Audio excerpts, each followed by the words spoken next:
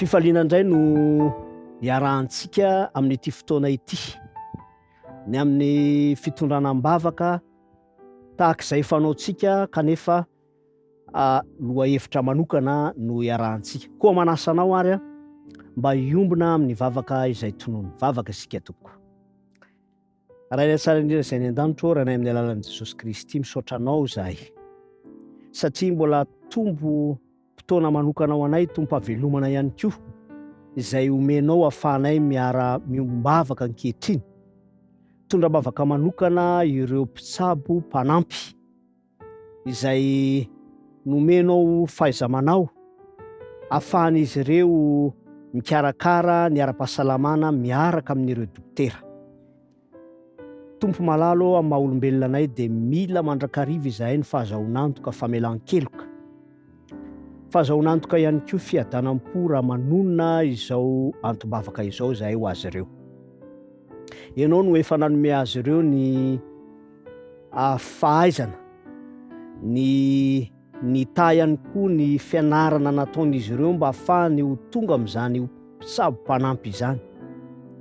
Ho araiso an-tanana Tompo ny momba azy ireo, mba ho tanana manampy sy fitaovana mahomby ho amin'ny fikarakarana ara-pahasalamana ny ireo mpanomponao ireo, ary ny ankohonan'izy ireo sy ny manodidina azy dia tsapa fa ny asa fanompoana izay ataon'izy ireo ny amin'izany sehatra ara-pahasalamana izany dia hitondra fitahiana ho an'ny manodidina azy ireo.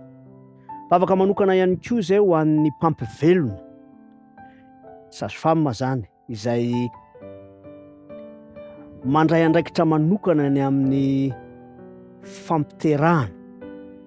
Tompo malalo asa lehibe zany, miantoka fiainana mihitsy koa anampy azy ireo ianao, hiditra an-tsehatra ny amin'ny fahazavan-tsaina eo am-panatanterahana ny asan'izy ireo mba tsy hisy fahadisoana, ary omem-boninahitra mihitsy ny Tompo ny anaranao ny amin'ny fahafahan'izy ireo mahatanteraka tsaka sy andavany ny asany, ka tsy ny zaza teraka ihany fa ny fahasalaman'ny reny izay ampiterahan'izy ireo.